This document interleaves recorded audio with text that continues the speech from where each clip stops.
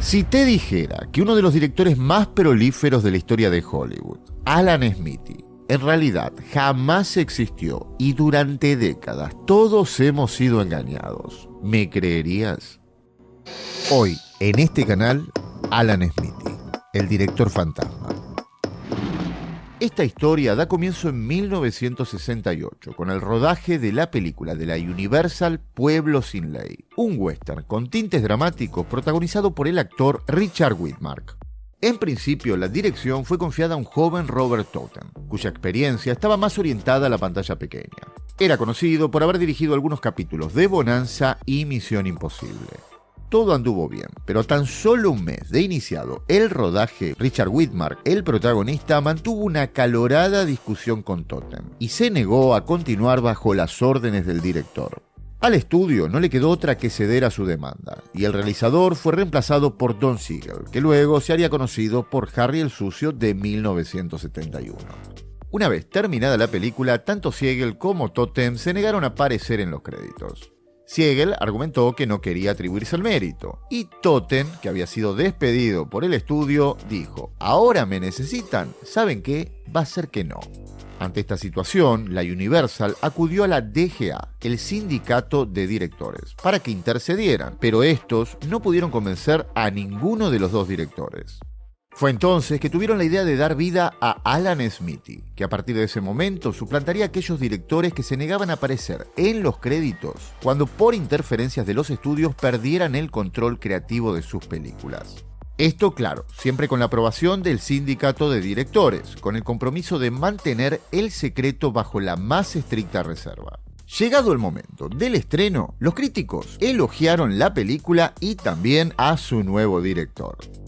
The New York Times comentó que la película fue dirigida hábilmente por Alan Smithee, un cineasta con una gran habilidad para retratar primeros planos de rostros sin renunciar a detalles nítidos del fondo. Además, el famoso crítico y ensayista Roger Ebert comentó: «El director Alan Smithee, un nombre que no conozco, permite que su historia se desarrolle de una forma muy natural y dinámica». Así es, un nuevo director totalmente desconocido hasta ese momento sorprendió tanto al público como a la crítica con su primer película. Y todos en Hollywood se preguntaban: ¿quién es este tal Alan Smithee? Vale decir que también apareció acreditado retrospectivamente en Iron Cowboy, una película protagonizada por Burt Reynolds y dirigida por Judd Taylor, que se estrenó un año antes de Pueblo sin Ley. Lo verdaderamente importante es que a partir de ese momento, la carrera de Alan Smithee se convertiría en una de las más prolíferas de Hollywood, dirigiendo decenas de películas, videoclips, musicales, series de televisión, cómics y, atención, también videojuegos. Como son tantas las referencias, a continuación les voy a contar aquellas que me parecen más interesantes. Comencemos fuerte. Dune de David Lynch. Sí, escucharon bien. En 1984 se editó una versión de la película para la televisión y Lynch le dejó la silla del director a Smithee. A decir verdad, lo intentó también con la estrenada en cine, pero el sindicato no se lo permitió. Lo mismo pasaría con la versión televisiva de Fuego contra Fuego, de Michael Mann, en el año 1995. Martin Brest utilizó este alias en 2 oportunidades. Eso para despegar su buen nombre de las versiones recortadas de sus películas para vuelos comerciales. Estamos hablando de Perfume de Mujer de 1992, peliculón, y Conoces a Joe Black de 1998, otra muy buena película. Camino de Retorno, film de Dennis Hopper de 1990, también se le acreditó a nuestro misterioso director. En este caso, el estudio decidió realizar cambios al montaje sin decírselo a Hopper, que además de dirigir, actuaba en la cinta. Kiefer Sutherland tampoco quedó muy conforme con Mujer Buscada de 1999, uno de sus pocos trabajos como director, por lo que renunció a aparecer acreditado en esta adaptación de la novela de Joanna Glass, que terminó, claro, sumándose a la extensa filmografía de Smithee. Kevin Jagger haría lo mismo, y créanme que lo entiendo, con su trabajo en Hellraiser Bloodline del año 1996. Y es que en esta película, hasta el mismo Pinhead, si hubiese podido, creo que también habría pedido cambiarse el nombre. Muy curiosos son los casos de Los Pájaros 2 de 1994, secuela de la obra de Hitchcock. y Crisis Solar de 1990, donde tuvo la oportunidad de trabajar al lado del legendario Charlton Heston. Si hablamos de videoclips, y solo por nombrar algunos, tenemos Siempre te amaré, de Whitney Houston, año 1992, de la banda sonora del guardaespaldas.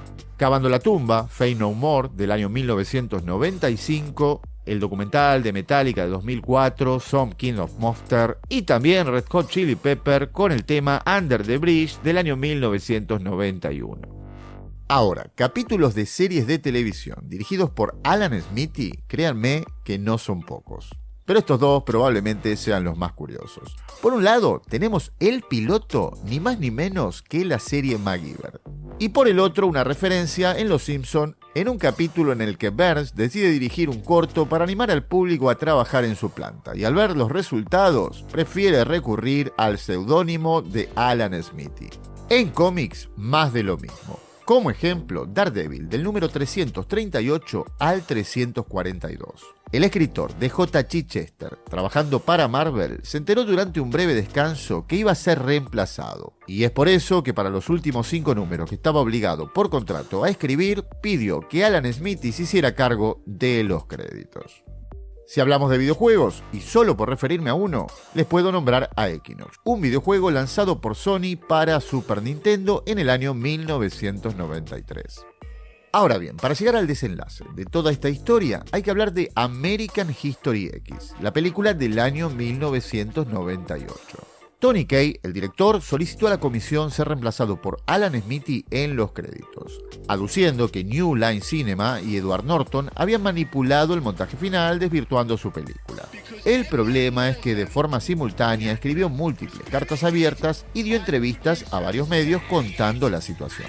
La respuesta del sindicato de directores fue negarle la posibilidad de recurrir a Smithy, ya que había hecho tan pública la situación que si accedían a su pedido, todos terminarían descubriendo el secreto. Ante la negativa, el director decidió llevar a juicio al sindicato, y si bien no logró su cometido, se decidió dejar de utilizar tan seguido este seudónimo, que por lo mediático de la disputa ya comenzaba a ser conocido por el público. Eso sí, el recurso se siguió utilizando, pero fueron creados todos estos seudónimos que están viendo en pantalla. En el año 1998, algunos dicen que a forma de blanqueo, otros de denuncia, la realidad es que se estrenaba Hollywood al rojo vivo, una sátira que cuenta la historia de un director con el nombre Alan Smithy, al que se le ha dado la oportunidad de dirigir Trío, una película de acción de gran presupuesto protagonizada por Sylvester Stallone, Whoopi Goldberg y Jackie Chan. El estudio no apoya debidamente la película, y cuando Smithy ve los resultados, quiere renunciar a la misma. Sin embargo, dado que su nombre también es el seudónimo utilizado por Hollywood cuando alguien no quiere que su nombre se asocie a una mala película, él roba la cinta y huye, amenazando con quemarla. Por último, y para terminar, tengo que decir que aunque de forma muy esporádica, Alan Smithy fue reapareciendo en otras películas más contemporáneas. Mi favorita, Anatar, del año 2023. Les aconsejo que si algún día están muy aburridos junto a una bebida espirituosa, la vean. Y hasta acá esta historia. Nada más por ahora. Espero tu comentario. Muchísimas gracias por llegar al final. Saludos y nos vemos en un próximo video.